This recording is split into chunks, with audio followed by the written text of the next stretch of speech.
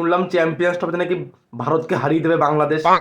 ভাই এত বড় জোকসটা কে তৈরি করলি ভাই? আমি তাকে একটু দেখতে চাই। कौन है ये लोग? এত বড় জোকসটা কে তৈরি করলি? যে সকল ভাই বন্ধুরা ভাবছো, মানে ভেবে নিয়েছো ভারতকে হারিয়ে দেবে বাংলাদেশ, তাদের আমি একটা কথাই বলবো ভাই, জেগে জেগে স্বপ্ন দেখিস না ভাই। বাস্তবতা বুঝতে শেখ, রিয়েলিটিটা বুঝতে শেখ। বাংলাদেশ ওডিআই ফরম্যাটে লাস্ট নেদারল্যান্ডের মতো টিমের কাছে হেরে গেছে, এটা বুঝতে শেখ ভাই তোরা। কথা কি ক্লিয়ার না ভেজাল আছে? কেন তোরা ফালতু ফালতু এইসব কেন বলতে চাস বলতো যে ভারতকে হারিয়ে দেবে? একটু কথা একটু মেনে নেবে বলতো ভাই। বাচ্চা শিশুকে বলে সেও তো হাসবে। বাংলাদেশ কোনো ফরম্যাটে পারবে না ভাই ভারতের সাথে, এটা তোরা বুঝতে শেখ। তোরা ভুলে গেছিস নাকি বাংলাদেশ ইন্ডিয়া একটা ম্যাচে বাংলাদেশ 3 বলে 1 রান করতে পারেনি, তাও আবার স্ট্রাইকে ছিল মাহমুদুল্লাহ রিয়াদ, মুশফিকুর রহিমের মতো প্লেয়ার।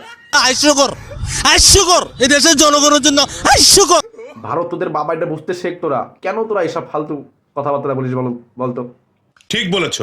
তোদের কত বুঝাবো ভাই? স্বপ্ন দেখ, স্বপ্ন দেখা ভালো, তো স্বপ্ন দোষটা মোটেও ভালো না। ভারত তোদের প্রকৃত বাবা, সেটা তোরা কেন বুঝিস না? সে ক্রিকেট হোক আর যেখানেই হোক, তোরা কেন বুঝতে পারিস না ভাই এই কথাটা?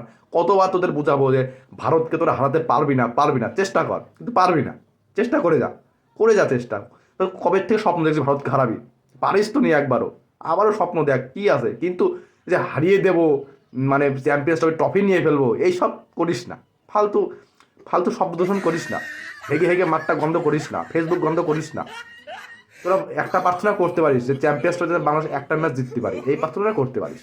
কিন্তু ভারতকে হারানোর স্বপ্ন ভুলে যা, ভুলে যা, ভুলে যা, ঘুমিয়ে পড়, ঘুমিয়ে পড়।